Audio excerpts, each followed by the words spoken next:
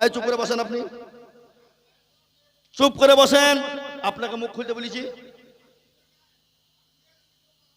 আমি কি বলবো না বলবো সেটা আমার ব্যক্তিগত ব্যাপার। চুপ করে বসেন আপনি, নাহলে স্টেজে আসুন, মাইকে বলেন। আসেন, আপনি এখানে এসে বসুন, না হলে আপনি চুপ করে থাকেন। তাহলে বক্তব্য করলেন এখানে। আসেন, এখানে বক্তব্য দেন। আসেন।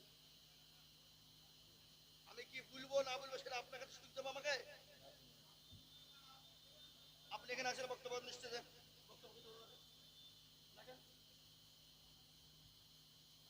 আসেন, এখানে বক্তব্য দেন। আসেন, এখানে স্টেজে আসেন। কতক্ষণ আপনি শিক্ষিত হচ্ছেন দেখি। আপনি এখানে আসেন। কি বলবো না বলবো সেটা আপনাকে বলতে হবে না, আমি আপনার থেকে ভালো জানাচ্ছি। কাকে বলবো কিভাবে বলবো সেটা আমি বলবো। আপনি কে? লেন, আসেন, বক্তব্য দেন এখানে। পায়তরা পেয়েছেন? পায়তরা পেয়েছেন এখানে? ইয়ার কি পেয়েছেন না? বাদরামো করে জায়গা পান না। এটা স্টেজ, এটা জালসার মজলিস। বাদরামো করে না করে চুপ করে বসে থাকেন। চুপ করে শুনবেন কি বলছি। আপনাকে কৈফিয়ত দিতে হবে আমাকে। বাদরামো পেয়েছেন? সূরা ফাতিহা তো বলতে বলে ওখানে মতো নাই। কায়দা মারতেছেন আপনি। মেয়েরা বিনা পর্দাতে মাথায় কাপড় নাই বাজারে বাজার করে বেড়াচ্ছে। ছি ছি ছি, এরা বেহায়া লিলজ্জ নয়?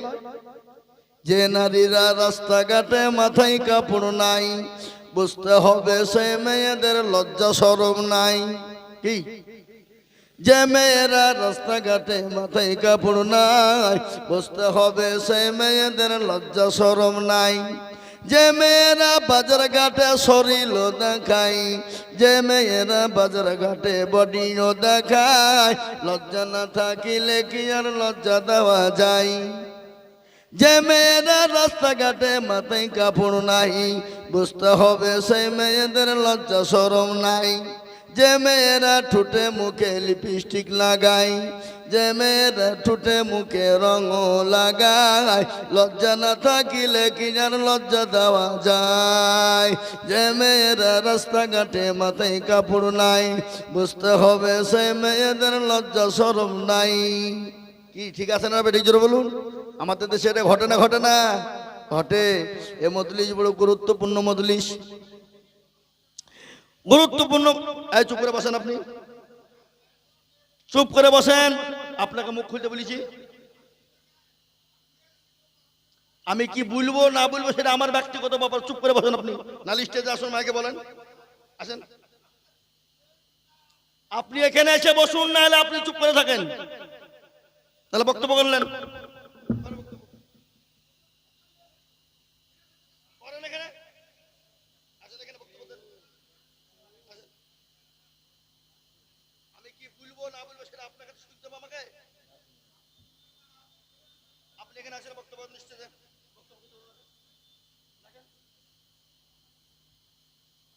আসেন, এখানে বক্তব্য দেন। আসেন, এখানে স্টেজে আসেন। কতক্ষণ আপনি শিক্ষিত হচ্ছেন দেখি। আপনি এখানে আসেন। কি বলবো না বলবো সেটা আপনাকে বলতে হবে না, আমি আপনার থেকে ভালো জানাচ্ছি। কাকে বলবো কিভাবে বলবো সেটা আমি বলবো। আপনি কে?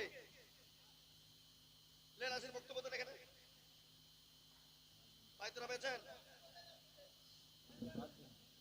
পায়তরা পেয়েছেন এখানে? ইয়ার কি পেয়েছেন না? বাদরামো করে জায়গা পান না। এটা স্টেজ, এটা জালসার মজলিস। বাদরামো করে না করে চুপ করে বসে থাকেন। চুপ করে শুনবেন কি বলছি। আপনাকে কৈফিয়ত দিতে হবে আমাকে।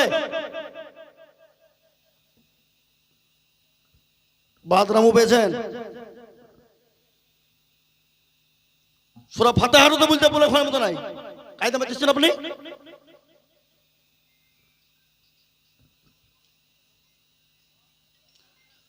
আলহামদুলিল্লাহ, মোহতারাম বুজুর্গ দোস্ত আজিজ আমার ভাই, এই মজলিস বড় গুরুত্বপূর্ণ মজলিস। দিনী মজলিস, দিনী মজমা। কোরআনী মজলিস, কোরআনী মজমা। এই মজলিসের চতুর্দিক দিয়ে দাঁড়িয়ে আছেন কারা? জোরে বলুন। জানেন আপনারা? আল্লাহর ফেরেশতারা। যখনই মজমা শেষ হয়ে যাবে তখন ফেরেশতারা চলে যাবেন আল্লাহর ইলাহি দরবারে। আল্লাহ তো সব জানে না, জানে না? আপনাদের এই গ্রামে আজকে জালসা হচ্ছে, এটা আল্লাহ জানে না? কি কথা বলেন না কেন? আল্লাহ নখদর্পণে নেই? অবশ্যই আছে, কিন্তু তারপরেও বলবে কোথা ছিলি বল? বলে আল্লাহ ওই পঞ্চাননপুর গ্রামে দেখলাম তোমার বান্দা বান্দিরা বসে। বলে কেন? বলে আল্লাহ জাহান্নামের ভয়ে আর জান্নাতের আশা। আল্লাহ রাব্বুল আলামিন বলবে তারা কি জান্নাত জাহান্নাম দেখেছে? বলেন না। বলে যদি দেখতে পেত, আল্লাহ যদি দেখতে পেত তাহলে সমস্ত দুনিয়ার কর্ম কাজ ফেলে দিত, আল্লাহ তোমার গুণগানে তারা লিপ্ত হয়ে যেত। আল্লাহ বলবে বান্দা শোন, ওই মজলিসের ভিতরে যারা বসে গেল আমি আল্লাহ তাদের জীবনের জিন্দেগির গুনাহগুলো ক্ষমা করে দিলাম। খালি ক্ষমাই নয়, আমি আল্লাহ তাদের জাহান্নামকে হারাম করে আমি আল্লাহ জান্নাতকে ওয়াজিব করে দিলাম। জোরে বলুন সুবহানাল্লাহ। আল্লাহ এত বড় দয়ালু, তিনি আরহামার রাহিমিন। আল্লাহ তার বান্দাকে এতটাই ভালোবাসেন, কতটা? মা তার সন্তানকে যত না ভালোবাসেন, আল্লাহ তার বান্দাকে লক্ষ লক্ষ কোটি গুণ বেশি ভালোবাসে। বাসে না গো? কথা বলেন না কেন? আল্লাহ তার বান্দাকে এতটাই ভালোবাসে বাবা। এ মুসলমান, কিন্তু আল্লাহকে মুসলমান মানুষ চিনে না, আল্লাহর হুকুম মানুষ পালন করতে পারে না, আল্লাহর দিনকে জীবনে ফিট করতে পারে না, আর না করার কারণে আজকে মুসলমানদের বড় দুর্দিন। জোরে বলুন দুর্দিন না সুদিন? আজকে মুসলমানদের এত দুর্দিন, ভারতবর্ষের জমিনে আমি আপনাদেরকে শোনাই। ও মুসলমান, মুসলমানদের কতটা বড় দুর্দিন শুনেলেন? আজকে মুসলমানদেরকে দেশ থেকে বের করে দেওয়ার একটা লাইন। আজ সব থেকে বড় কথা হলো, আজ মুসলমানদের যে সম্পদ রয়েছে, আমাদের পূর্বপুরুষরা, আমাদের মুরব্বীরা, তিনারা আজকে দিনের স্বার্থে আমাদের জন্য, ইসলামের জন্য বিলিবন মাল দিয়ে গেছেন। 200, 250, 300 বছর আপনার সম্পদ আগে দিয়ে গেছেন। খালি এটাই নয়, আল্লাহর সামনে উৎসর্গ করে গেছে, আল্লাহর দিনে উৎসর্গ করেছেন।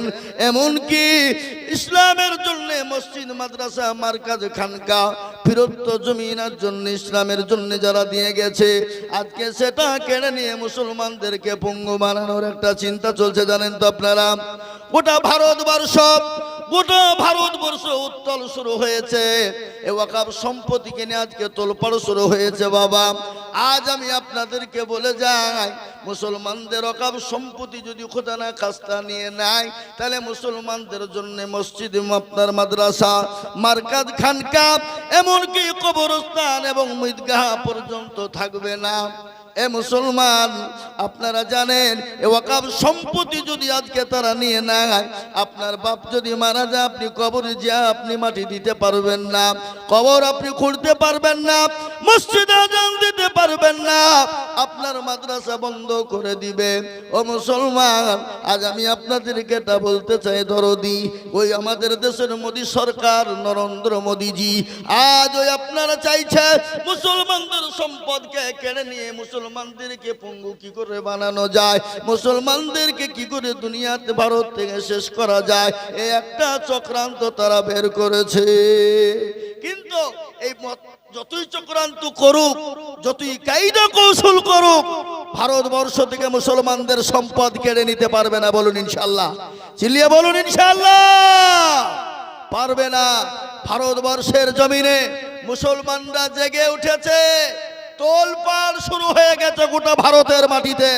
যতক্ষণ পর্যন্ত ওয়াকফ সম্পত্তি আমরা ফিরে না পাবো, ততক্ষণ পর্যন্ত প্রয়োজন হলে রক্ত দিব, বিবিকে বিয়ে করব, সন্তানকে এতিম করব, মাথায় কাফন বাঁধবো, তারপর এই ওয়াকফ সম্পত্তি আমরা তোমাদের হাতে তুলে দেব না। আপনারা জানেন তো, কিছুদিন আগে মাদ্রাসা বন্ধর একটা হিড়িক তুলেছিল। কত? 24 সালের 25শে অক্টোবর মুসলমানদের বিরুদ্ধে 87টা কেস, তার মধ্যে মাদ্রাসা একটা ছিল, 47টা কেস মকুব হয়েছে, এবং মাদ্রাসার যিনি জাজম্যান যিনি ছিলেন সুপ্রিম কোর্টের, উনি বললেন যে ভারতবর্ষের একটা মাদ্রাসা বন্ধ করার মতন ক্ষমতা পৃথিবীর কারো নাই। কেন? মুসলমানরা কোনো অন্য জাতির পয়সায় মাদ্রাসা চালায় না। মাদ্রাসা বন্ধ করতে পারলো না। গত এপ্রিল মাসের 1-2 তারিখে আপনার 13 ঘন্টা ধরে সংসদে লড়াইয়ের পরে রাত্রি বেলায় চুরি করে 2টোর সময় ওয়াকফ বিলকে তারা পাস করেছে। আজকে আমি আপনাদেরকে এটা বলতে চাই, ভারতবর্ষের শিখ ভাইয়েরা কৃষি আন্দোলন করতে গিয়ে ভারতবর্ষের 2% মানুষ তারা আন্দোলন করে যদি কৃষি আইনকে প্রত্যাহার করতে পারে, আমরা ভারতবর্ষের মুসলমানেরা 2% নয়, আমরা 35 থেকে 40% মুসলমান গোটা ভারতের মাটিতে আছে। সুতরাং এই ওয়াকফ বোর্ডকে, এই কানুনকে বাতিল করার জন্য আমাদের প্রয়োজন হলে আমাদের রাস্তায় নেমেছি, প্রয়োজন হলে আরো নামবো, কিন্তু এই ওয়াকফ সম্পত্তি সরকারের হাতে আমরা তুলে দিতে দেব না। আপনারা জানেন, কালকে আপনার বাপ মারা গেলে কবর খুঁড়তে গেলে আপনাকে অনুমতি নিতে হবে। যদি অনুমতি না নেন, আপনাকে কবরে মাটি দিতে দিবে না। আপনার মসজিদ বন্ধ করে দিবে, আজান দিলে আজান দিতে দিবে না। এটা আপনাকে আমাকে সচেতন হতে হবে। আজকে মুসলমান, আমি আপনাদেরকে বলি, আল্লাহর কোরআন বলেছেন ওয়াতাসিমু বিহাবলিল্লাহি জামিআ ওয়া লা তাফাররাকু। আল্লাহ বললেন যে তোমরা আলাদা হয়ো না, এক প্ল্যাটফর্মে এসো। যতক্ষণ এক প্ল্যাটফর্মে না আসবে ততক্ষণ পর্যন্ত মুসলমানদের ভারতবর্ষের জায়গা হবে না। আজকে শুরু হয়ে গেছে। আজকেরই কথা বলি, শুক্রবারে, আজ তো জুম্মার দিন, তাই না? আজকে জুম্মার দিনে উত্তরপ্রদেশের একটা মসজিদে জুম্মার দিনে জুম্মার নামাজ বন্ধ করে দিয়েছে। আজকেই ওয়াকফ বিল কেবল লাগু হলো, কালকে যে আপনার পঞ্চাননপুরে হবে না এ গ্যারেন্টি কারো দেওয়ার ক্ষমতা নেই। আজ কিন্তু মুসলমানদের দোষ আছে, আছে না নাই? জোরে বলুন। আজকে মসজিদগুলা বুলডোজার দিয়ে ভাঙছে কেন? মসজিদগুলা দখল করছে কেন? আজকে মুসলমানরা নামাজ পড়ে না, আল্লাহ চিনে না, রাসূল চিনে না। এই জন্য আজকে মুসলমানদের এই পরিণতি হয়েছে। আমাদের ভিতরে হিংসা, আমাদের ভিতরে বিদ্বেষ, আমাদের ভিতরে কাউকে নষ্ট করব, কাউকে ঠকাবো, কাকে, এই চিন্তা ভাবনা ধারা আমাদের ভিতরে। এই জন্য আজকে এই জাতির এত দুর্দিন। আজকে শুনলেন মসজিদে মুসলমানরা নামাজ পড়ে না, 98% মুসলমান নামাজ পড়ে না। কপারসেন্ট পড়ে? জোরে বলুন, কপারসেন্ট পড়ে? 2%। আল্লাহ কোরআনে পাকে বললেন ওয়ামা খালাকতুল জিন্না ওয়াল ইনসা ইল্লা লিয়াবুদুন।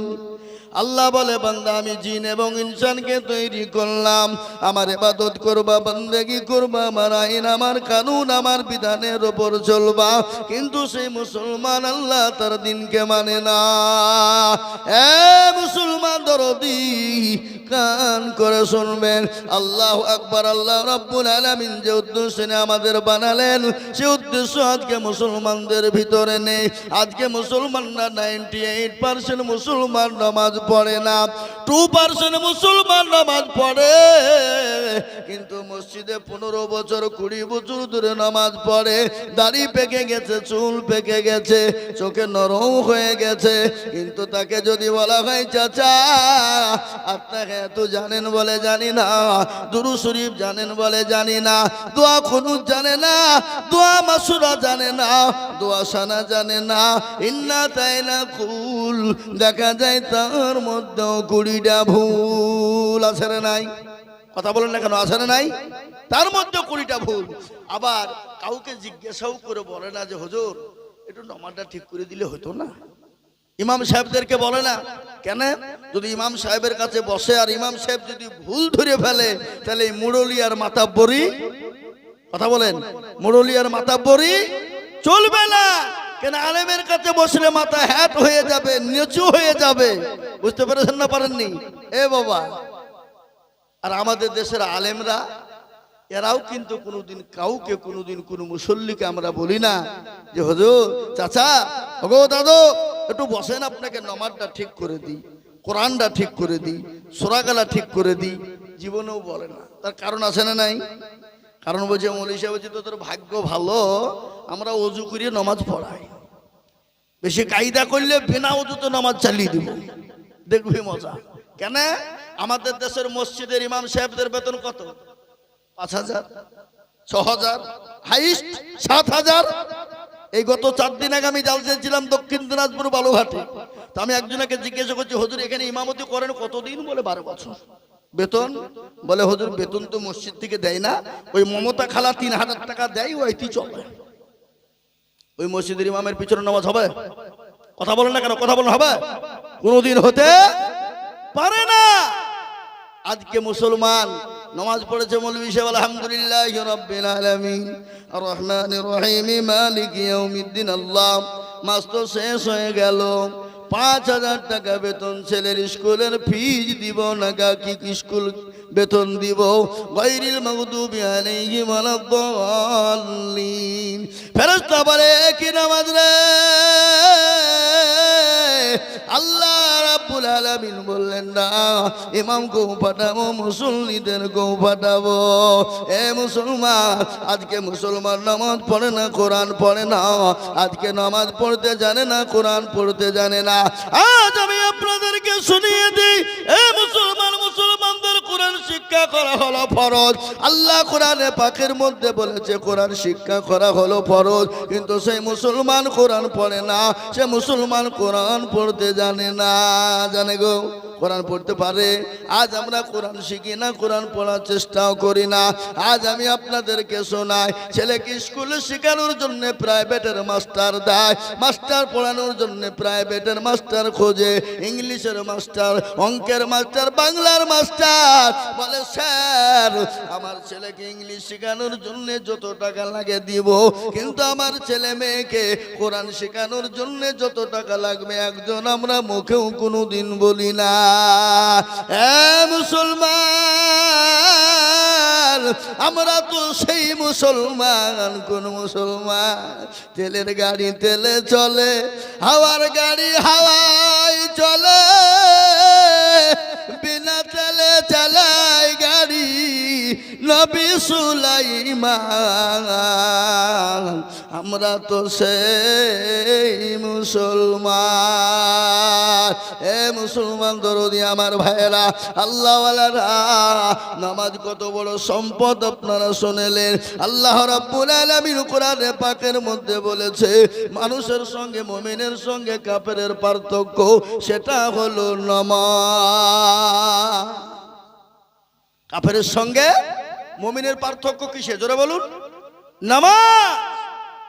এ মুসলমান, দয়ার নবী রাহমাতাল লিল আলামিন, বিশ্ব নবী দয়ার নবী রাহমাতাল লিল আলামিনের ঘটনা শোনেন।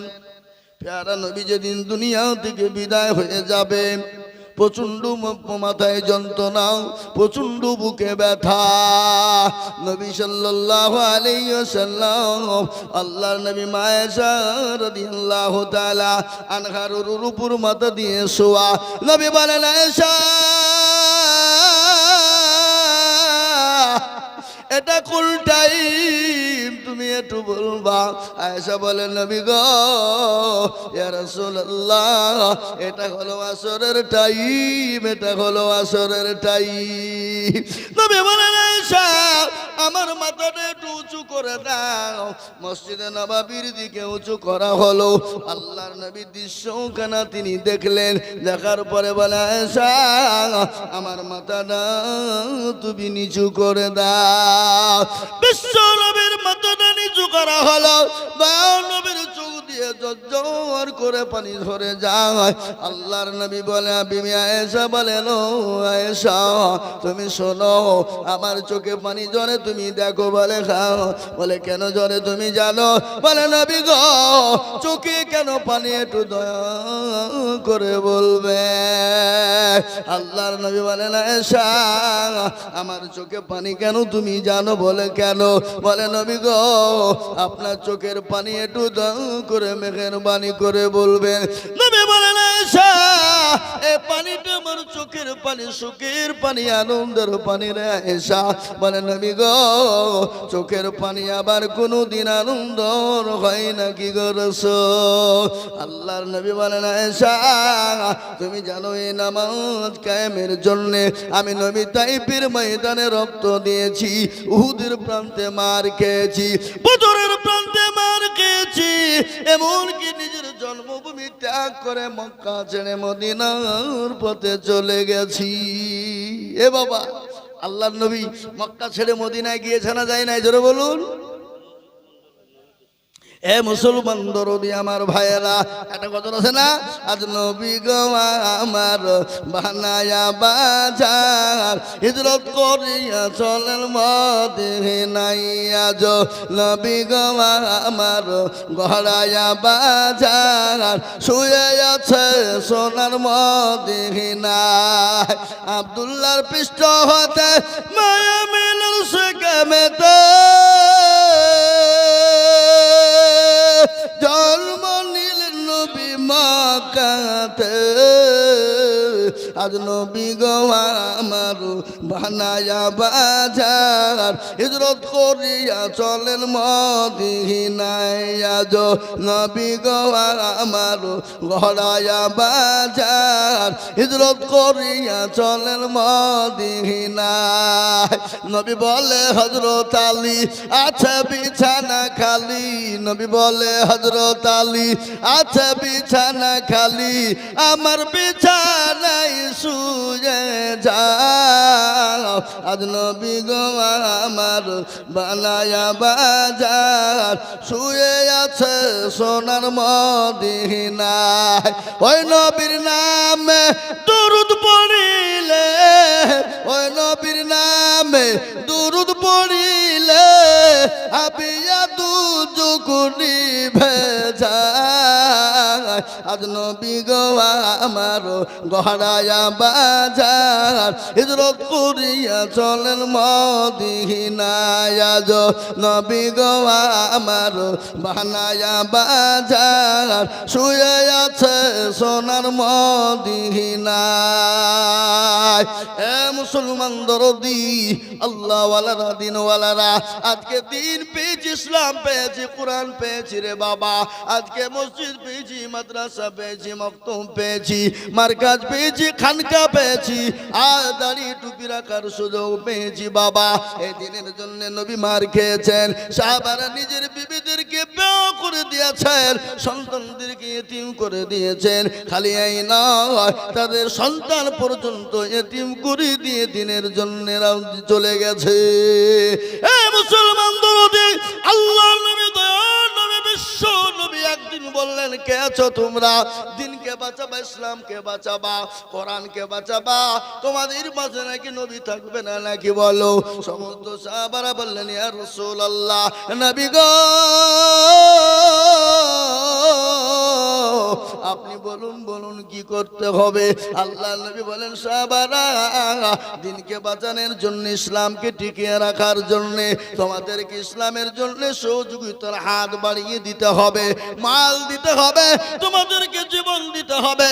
সাহাবারা বললেন, ইয়া রাসূলুল্লাহ, ইয়া হাবিবাল্লাহ, ওগো আল্লাহর নবী, দয়ার রাসূল, আজ আপনি যা চাইবেন ইসলামের জন্য দিতে রাজি।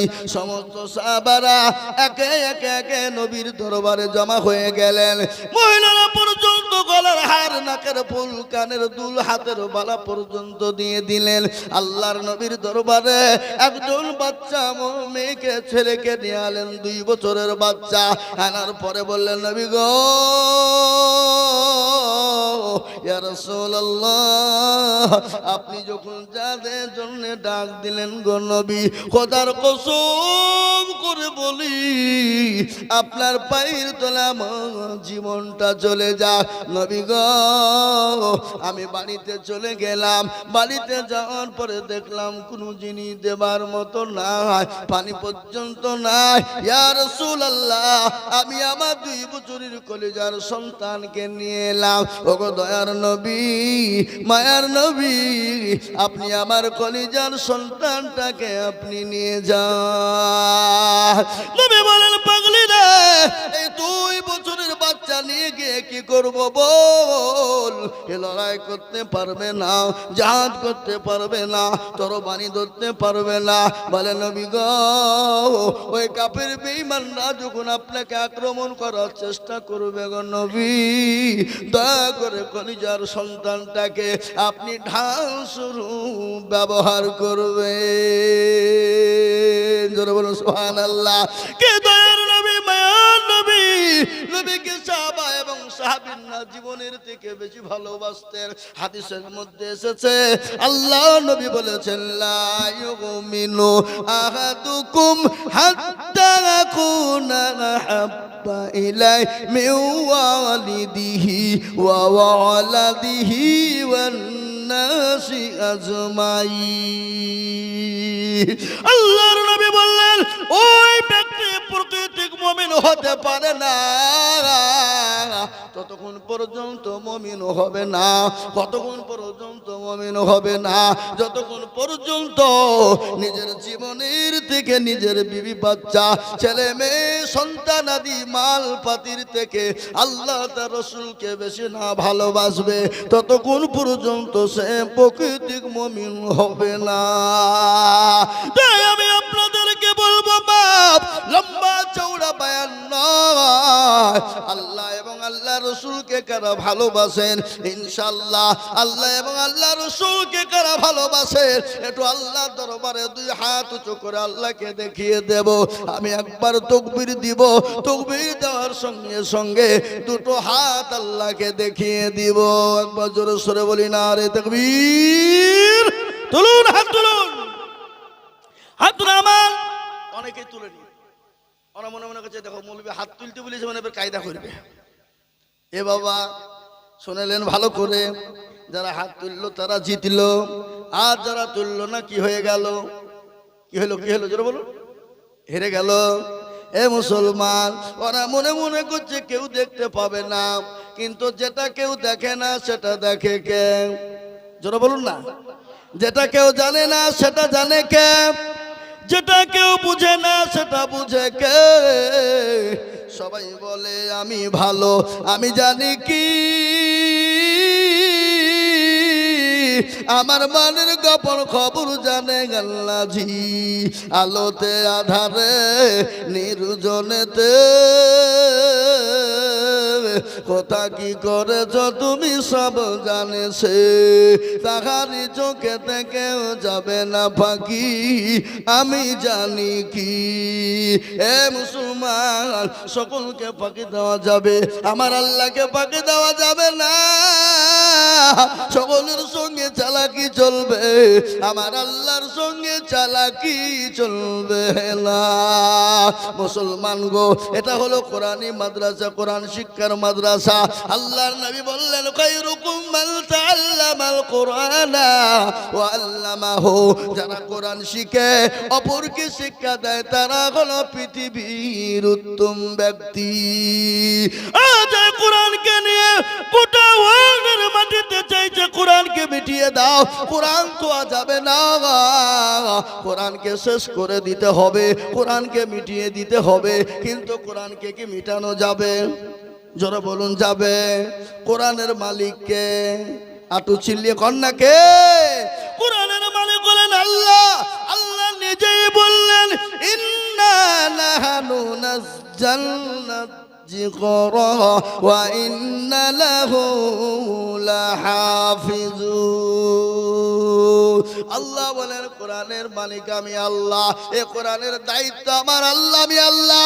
কিভাবে, কোথা দিয়ে, কোন দিক দিয়ে কোরআনের হেফাজত করব আমি আল্লাহ যারা পৃথিবীর কেউ বলতে পারবে না। হে মুসলমান, এ কোরআনকে, ইসলামকে মিটিয়ে দেওয়ার জন্য ফেরাউন, নমরুদ, আবু জেহেল, আবু লাহাব, উতবা, শাইবা, মুগিরা বিভিন্ন রকম কায়দা কৌশল করে তারা কোরআনকে মিটিয়ে দিতে চেয়েছিল। তারা যখন কোরআনকে মিটিয়ে দিতে পারেনি, এই যুগের বেঈমানরা কিয়ামত পর্যন্ত কোরআনকে মিটিয়ে দিতে পারবে না। আর একবার হাতটা উঁচু করে চিনিয়ে বলুন ইনশাআল্লাহ। নামিয়ে দেন কোরআন, কোরআন করুন। এই দেখেন কোরআন, আল্লাহ বললেন, আল ইয়াউমা নাখতিমু আলা আফওয়াহিম ওয়া তুকাল্লিমুনা আইদিহিম ওয়া তাশহাদু আরজুলুহুম বিমা কানু ইয়াকসিবুন। হে মুসলমান, কোরআন বলে দিয়েছে কিয়ামতের দিনের জবানে তালা মেরে দেবে, হাতকে বলবে কোন কাজে ব্যয় করেছিল, হাত বলবে মাবুদ গো ওই পঞ্চরণপুর মাদ্রাসার জালসায় বক্তা জিজুর বলেছিল কোরআনের প্রেমিক কারা, কোরআনকে মাননেওয়ালা কারা, নবীর প্রেমিক কারা, নবীকে মাননেওয়ালা কারা, হাতটা তোলো তারা। এই হাতটা তোলার কারণে জাহান্নামটা হারাম হয়ে যাবে, জান্নাতটা ওয়াজিব হয়ে যাবে। হ্যাঁ মুসলমান, ঠিক রাখো ঈমান, ইসলামের বাতি ডুবায় না, ইসলামের বাতি ডুবিয়ে দিলে হবে না। আজ আছি কাল চলে যাব, কখন আছি কখন চলে যাব, জীবনের কোনো দাম নাই, জীবনের কোনো গ্যারান্টি নাই, নিঃশ্বাসের কোনো বিশ্বাস নাই। এ বাবা, আজ মরবেন, কালকে আপনাকে দাফন করে মাটি দিবে, 5 দিনের পরে আপনার কবরটাকে খোঁজ নিয়ে দেখবেন আপনার হাতের কুনিগুলা খুলে খুলে খুলে খুলে পড়ে গেছে।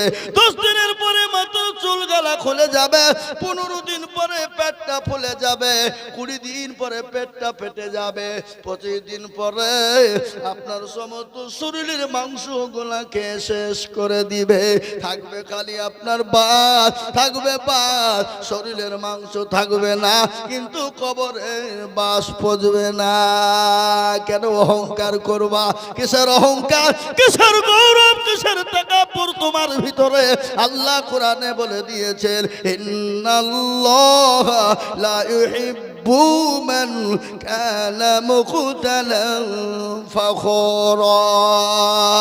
আল্লাহ বলে বান্দা, গাড়ি বাড়ি টাকা পয়সা সম্পদ চাকরি এমনকি শিক্ষার অহংকার করো না, আমি আল্লাহ তোমাকে সেকেন্ডের মধ্যে বরবাদ করে দেব। আল্লাহ পারে না? পারে না? জোরে বলুন, কথা বলেন, পারে না? পারে না? আল্লাহ তো সবের মালিক, তিনি তো কোন ফায়াকুনের মালিক। আল্লাহ বললেন আমি যদি বলি হয়ে যা, হয়ে যাবে। তাই আজ আমি আপনাদেরকে বলবো, এ বাবা আসুন কবরকে ভয় করি। ওই কবরে অনেকের বাপ চলে গেছে, মা চলে গেছে, আপনি আমি কখন কোন টাইমে চলে যাব। বাবা ওই কবরটাকে আলোয় আলোকিত বানানোর জন্যে আল্লাহর কোরআনকে জিন্দা রাখতে হবে, আল্লাহর কোরআনের খিদমত করতে হবে।